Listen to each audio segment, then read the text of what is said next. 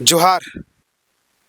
राजनीति चुनाव की सरगर्मी काफ़ी तेज हो गई है। कल ही भाजपा ने 66 प्रत्याशियों का नाम अनाउंस करते हैं और आज इंडिया गठबंधन जेएमएम के लोग भी अनाउंस करने वाले हैं। 66 लोगों का नाम आप देखे होंगे, खबर लगातार चल रही है। हम अभी मौजूद है धनबाद में, धनबाद विधानसभा में, और धनबाद से भाजपा की तरफ से राज सिन्हा लड़ रहे हैं। कांग्रेस ने अभी प्रत्याशी नहीं उतारा है, लेकिन एक नए नवेले पार्टी है जेएलकेएम, उसके अध्यक्ष आपको मालूम होगा जयराम महतो जी हैं।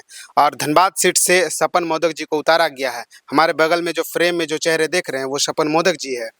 हमारे जो सामने जो चेहरे देख रहे हैं वो सपन मोदक जी है। हम बातचीत करेंगे चुनाव को लेकर, क्योंकि धनबाद एक ऐसा हॉट सीट है, हमेशा धनबाद में नजर टिकाए रहती है धनबाद से कौन विधायक बन रहे हैं। हमारे साथ सपन मोदक जी बात करते हैं। सबसे पहले तो बहुत बहुत बधाई आपको। चलिए, आपका चैनल को भी धन्यवाद, आभार, शुभकामनाएं। कैसे लड़िएगा उन लोगों से? आपके तरफ से एक बड़े प्रत्याशी राज सिन्हा जी है। हालांकि बहुत पोस्टरबाजी तो हुआ था, कई लोग समाज सेवी लिख रहे थे, राज सिन्हा फिक्स हो चुके हैं। एक तरफ कांग्रेस है, लेकिन कांग्रेस अभी तक अनाउंस नहीं किया। उन दोनों से कैसे टक्कर दीजिएगा? देखिए, धनबाद विधानसभा एक ऐसा विधानसभा है, ये बाहुबल और धनबल का है, लेकिन हम लोग इस एक गरीब फैमिली से हैं और हम लोग के पास जनबल है। वो लोग अगर बाहुबल धनबल, तो हम लोग जनबल है। निश्चित तौर पर संग्राम होगा और इतिहास भी हम लोग रचेंगे। आपको जैसे ही प्रत्याशी टिकट जैसे ही आपको मिलता है जेएलकेएम की तरफ से, कई सारे वाद विवाद होते हैं। कुछ लोग फेसबुक पे लिख रहे थे ये तो कोयला माफिया है, कोयला का व्यवसाय कर चुके हैं। प्रत्याशी तो जेएमएम से हैं, जेएमएम से ये आ चुके हैं। कुछ लोग सोशल मीडिया में डाल रहे थे, आपका पोस्टर भी दिखा रहे थे। देखिए, जेएमएम में मैं पूर्व में था और जेएमएम से इस्तीफा देने के बाद ही जेएलकेएम में आया हूँ। और रही बात, आप कोल माफिया की बात कर रहे हैं, कोल माफिया के खिलाफ आवाज उठाने वाला सपन मोदक है। अगर हमने कोई कोल माफिया के साथ साठगांठ है या कुछ है तो आप दिखा सकते हैं, कोई एफआईआर है, कुछ भी है। तो अफवाह, ये सब फेक आईडी है। कुछ लोग लिख रहे थे ये तो ना आंदोलन में थे, ना भाषा में थे, ना सड़क में थे, अचानक जेएमएम से आते हैं जेएलकेएम में और नए काउंसिल का फॉर्म भरते हैं, इनको पार्टी टिकट दे देती है।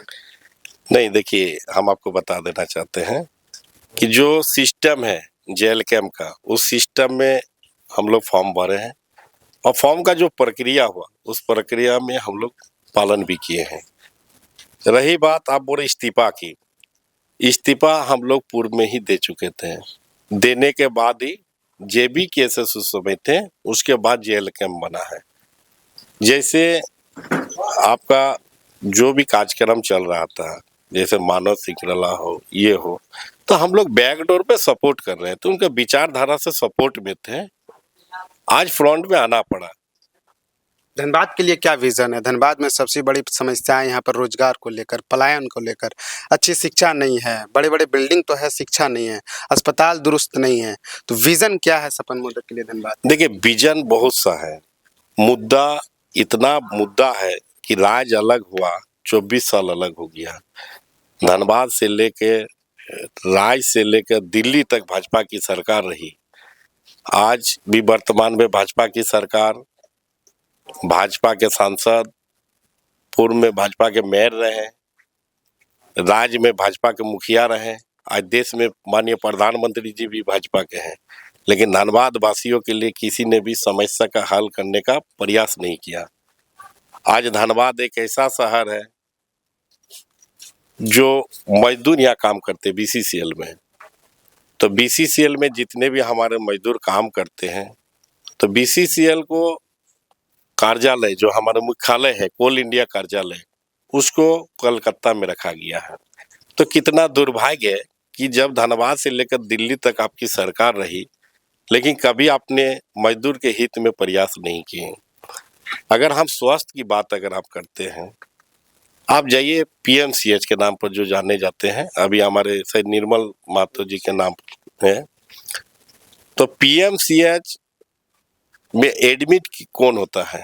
ये देखिए आप कि कोई अडानी अंबानी का घर का बेटा बच्चा कोई एडमिट नहीं होता है।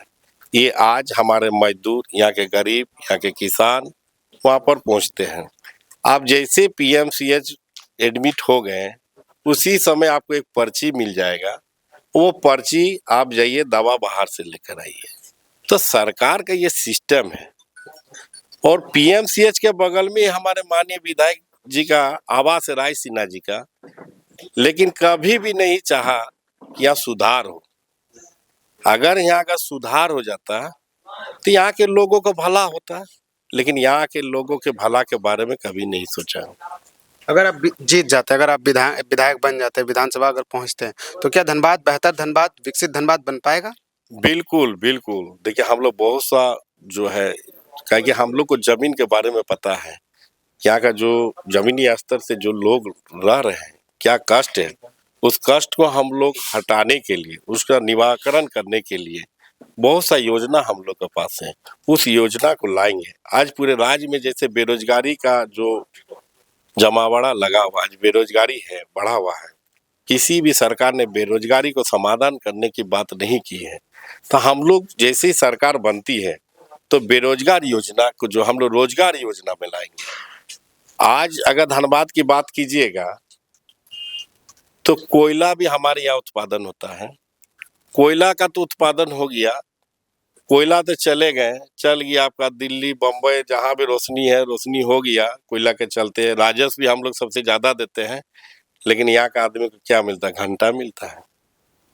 आज ये सरकार, राज्य सरकार नहीं सर्कस चला रही है। तो इसीलिए ये पूरे सिस्टम को हम लोग बदलने का काम करेंगे।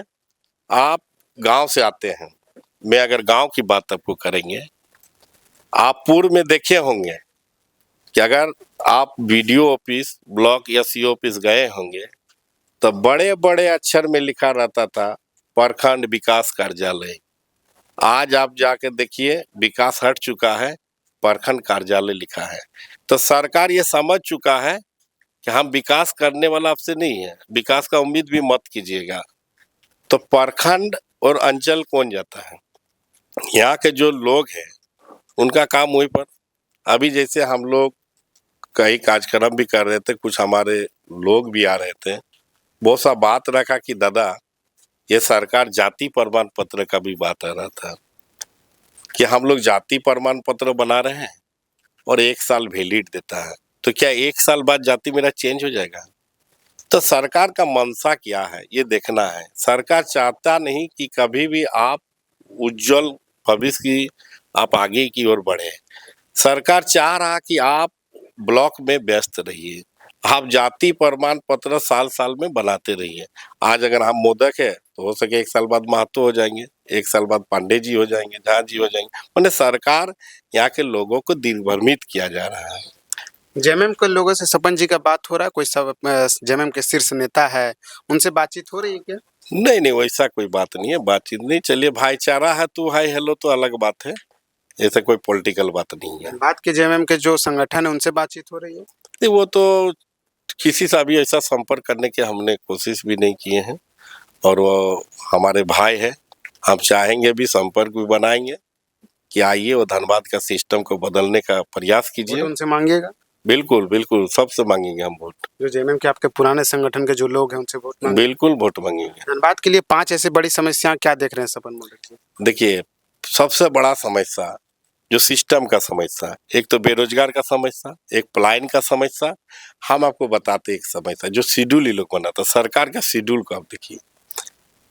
आज यहाँ के लोग जमीन दिए बीसीसीएल को, बीसीसीएल जमीन लिए, चले किसी को 20% 30% आदमी को नियोजन भी मिला, मुआवजा भी मिला है, कुछ को अभी तक बाकी। तो जमीन हम दे दिए, नियोजन मान के चलिए हमको मिल गया। नियोजन मिलने के बाद 40 साल बाद या 30 साल बाद हम रिटायर हो जाते हैं।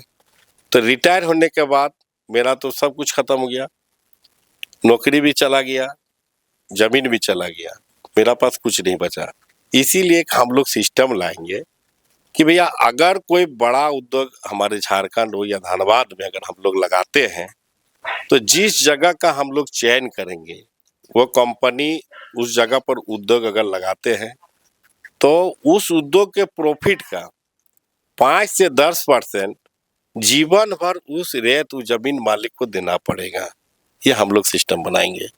क्या कि आप तो रिटायर हो गए, आप तो काम किए, काम करके आप तो चले गए, रिटायर हो गए, लेकिन उनके भविष्य के, उनके जो आपका जो न्यू जनरेशन का बाल बच्चा का क्या होगा, किसी ने भी ये परिकल्पना नहीं किया है। जयराम मातो जी से कैसे जुड़े हैं? कैसे उनसे इंस्पायर हुए? कब उनसे बातचीत हुई कि हमको टिकट चाहिए, हम चुनाव लड़ेंगे धनबाद से? देखिए, जयराम मातो जी जैसे ही रणधीर वर्मा चौक में एक छोटा सा कार्यक्रम किया था 2.5-3 साल पहले, अच्छा। तो 2.5-3 साल पहले जब वो कार्यक्रम किए तो उनके विचारधारा से कुछ लगा, तो विचारधारा से लगने के बाद हम लोग संपर्क में रहे।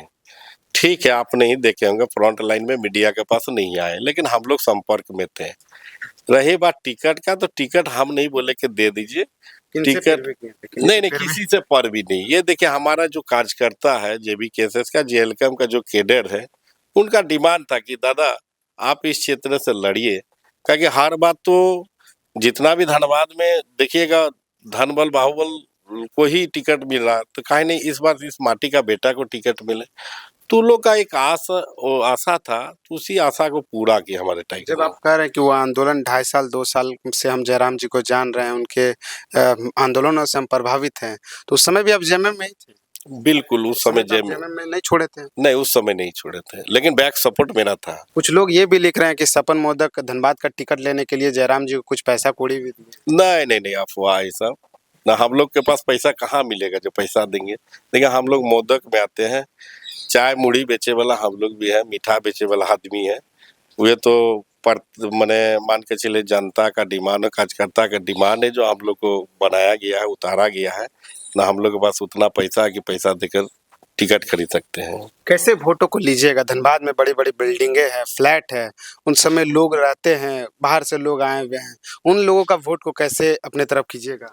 देखिए, सिस्टम की लड़ाई लड़ रहे हैं, वो भी जान रहे हैं कि जो सिस्टम बना हुआ है, आप जिस जगह रह रहे हैं, आप उस जगह का स्थिति आज का देखिए, उस स्थिति को बदलने का प्रयास कीजिए। तो इसीलिए वो भी चाह रहे हैं कि भाई जो आज हम 24 साल से इस जगह पर है, 24 साल का जो सिचुएशन बना हुआ है, इससे बदलाव होना चाहिए।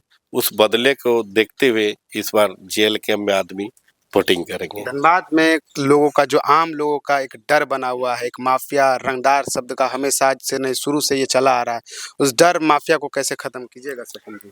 देखिए, बहुत बड़ी बात है कि धनबाद तो हम बोलिए रहे कि बाहुबल है। जितने भी सरकार बनी, इस सरकार की भी हम बात करते, जो वर्तमान सरकार का, कोई सुरक्षित नहीं है, राज्य में कोई सुरक्षित नहीं है।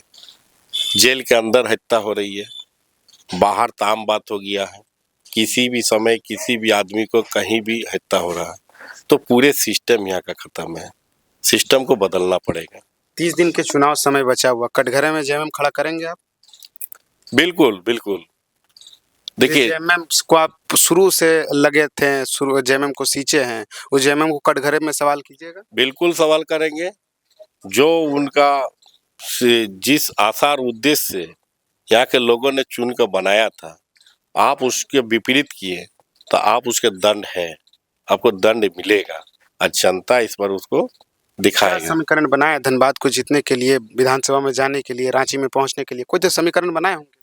बिल्कुल, हमारा जितना भी कार्यकर्ता है वो जमीन पकड़ चुका है, और एक एक करके, जैसे हमारे मान के चलिए 4 लाख जो हमारे मतदाता है, हम लोग प्रयास कर रहे हैं कि सबके पास पहुंचे, और जो आपका सिस्टम 24 साल का सिस्टम है उसको उलटने का प्रयास कीजिए।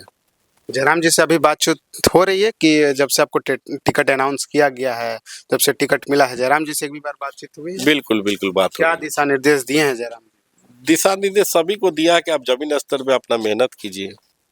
नॉमिनेशन कब करने जा रहे हैं? बहुत नजदीक में नॉमिनेशन का डेट भी आ चुका है। वो आज हम लोग शाम तक क्लियर कर लेंगे, अभी डेट नहीं। अभी डेट नहीं हुआ है। धनबाद की जनता को बस अंतिम सवाल है, धनबाद की जनताओं को क्या कहेंगे वोट लेने के लिए? देखिए, धनबाद के जनता को हम कहेंगे कि आप जिस आसार उद्देश्य से यहाँ के विधायक को आप 2 टर्म मतलब 10 साल दिए, आप अपना दिल से परिकल्पना कीजिए कि आज तक क्या मिला आपको, इस धनबाद वासियों को।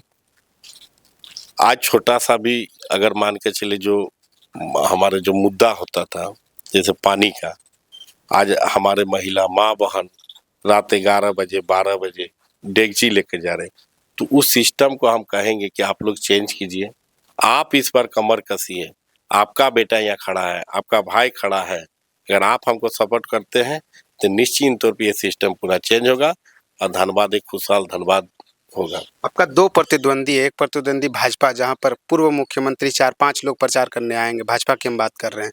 दूसरी तरफ जेएमएम में वहां पर भी मुख्यमंत्री हेमंत सोरेन आएंगे, कांग्रेस के नेता आएंगे प्रचार करने के लिए। कैसे टक्कर दीजिए, आपकी तरफ से कौन प्रचार करने के लिए आएंगे? देखिए, हमारा स्टार है टोटल कार्यकर्ता और टाइगर है। आज टाइगर जयराम मातो जी ने कह दिया कि मैं अकेले स्टार प्रचारक नहीं हूँ, झारखंड का 3.5 करोड़ जनता स्टार प्रचारक है। और वो जितने भी हवाई जहाज से आवे या हेलीकॉप्टर से आवे, ये अफवाह कुछ होने जाने वाला नहीं है। अगर हम आपको बताना चाहेंगे कि झारखंड लोकतांत्रिक क्रांतिकारी मोर्चा से इतना डर गया है राज्य सरकार और केंद्र सरकार कि 2 चरण में चुनाव करा रहा है। आज अगर भाजपा विकास करती, जिला में हो, राज्य में हो, तो आज दूसरे राज्य के मुख्यमंत्री को आना नहीं पड़ता, देश के प्रधानमंत्री को आना नहीं पड़ता। आज ये हालत हो गया है कि आने वाले दिन में वार्ड का चुनाव हो या मुखिया का चुनाव हो, मोदी जी को आना पड़ेगा, जो स्थिति उत्पन्न हो चुका है। जी बिल्कुल। तो काला धरती कोयलांचल का वर्चस्व की लड़ाई हमेशा शुरुआत से चली आ रही है और उस लड़ाई के बीच के दंगल में सपन मोदक भी कुछ पड़े हैं। एक तरफ भाजपा से रायसीना है और कांग्रेस का उम्मीदवार अभी फिलहाल जिस समय हम खबर बना रहे हैं अभी तक कांग्रेस के उम्मीदवार की घोषणा नहीं हुई है और उस वर्चस्व की लड़ाई में सपन मोदक जी कूद पड़े हैं। जनता का प्यार किस तरह से मिलता है, रांची के विधानसभा में पहुंच पाते हैं कि नहीं, वो जनता तय करेगी। बाकी मिलता है अन्य खबरों के साथ। जोहार।